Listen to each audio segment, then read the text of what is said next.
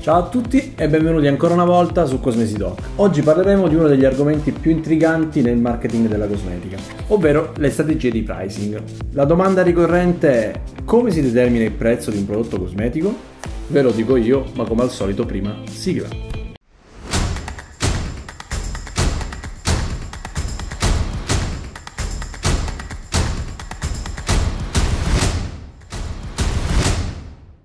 Allora, partiamo dal presupposto che il prezzo non è solo un numero su un'etichetta, ma è comunque una decisione complessa, strategica, che può determinare già da solo il successo e il fallimento di un prodotto.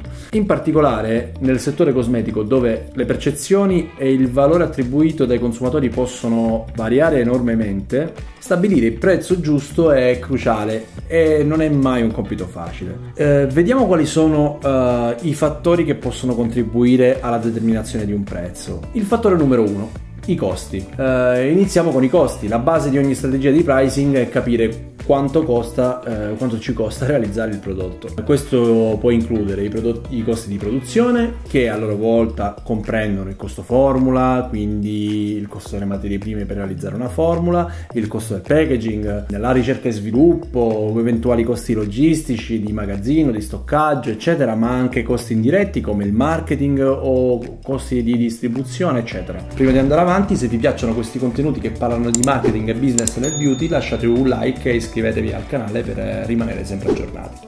Determinare comunque il costo totale il più accuratamente possibile ci aiuta a garantire che il prezzo finale copra quantomeno le spese e che ci generi un margine di profitto. Spesso si dice ho fatturato, sì, però bisogna vedere se ci sono le giuste marginalità e se poi gli utili a fine anno ci sono. Questo metodo di determinazione del prezzo, quindi basato principalmente sul costo del prodotto, viene chiamato metodo del markup, cioè del ricarico.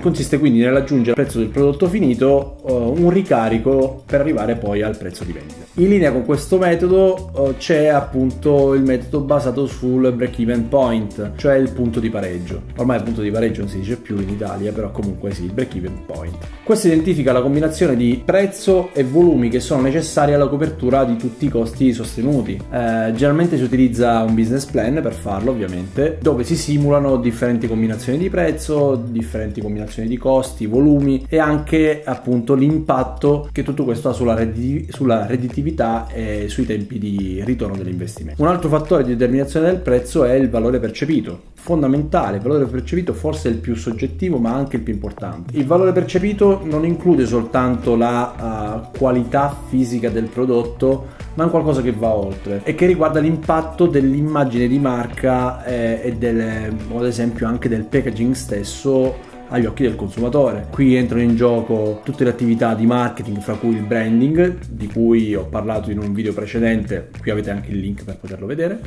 la pubblicità, l'influenza e l'impatto che possono avere i social media e le strategie di social media marketing. Insomma, tutto contribuisce ad aumentare il valore percepito che i consumatori hanno e quindi permettono anche di vendere il prodotto a un prezzo superiore a quello che è il suo reale costo. Fattore numero 3: il posizionamento di mercato. Quindi il posizionamento di mercato ci dice fondamentalmente a chi vogliamo vendere. Vuole essere un prodotto di lusso o vuole essere un prodotto mass market? Questo in realtà lo abbiamo già deciso a monte, quindi questa decisione ha un impatto anche sul prezzo e deve riflettere questo posizionamento che noi desideriamo. Prodotti ad esempio posizionati come prodotti di lusso possono permettersi prezzi chiaramente più alti grazie anche a quella percezione di esclusività e di qualità superiore. Fattore numero 4: la concorrenza. Andare a vedere un po', ovviamente quando si parla di prezzo non possiamo ignorare il prezzo che fanno i concorrenti. Analizzare il prezzo dei concorrenti, specialmente quelli che hanno prodotti simili al nostro, è fondamentale. Questo ci permette di capire se il nostro prezzo è competitivo, se abbiamo spazio per posizionarci come opzione più economica oppure come opzione premium. Ci sono vari metodi che ci permettono di muoverci all'interno di questo fattore che è quello della concorrenza. Cioè il metodo numero 1, in questo caso per esempio si può scegliere di praticare praticare o un prezzo da leader, cioè sempre maggiore a quello dei concorrenti, oppure scegliere un prezzo da follower, sempre inferiore. Nel metodo numero 2, per esempio, si fissa un prezzo corrente, cioè un prezzo perfettamente in linea col mercato, quindi non ci si sposta né su né giù. Terzo metodo invece può essere il metodo del everyday low price, impiegato soprattutto nella grande distribuzione e fondato sull'eliminazione delle promozioni al consumo, in cambio però di prezzi bassi stabilmente. Un altro metodo può essere il metodo dell'high low, cioè alto-basso, consiste nell'aumentare il prezzo di listino per incrementare il margine di trattativa o di sconto.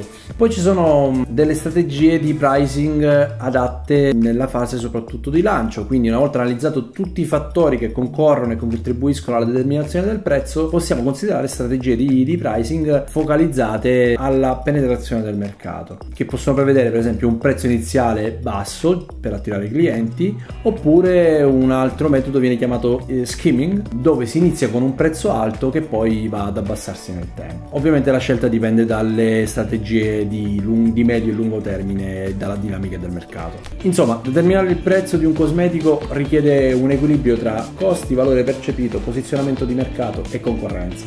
Ad ogni modo è bene ricordare che non c'è prezzo senza valore e non c'è valore senza brand.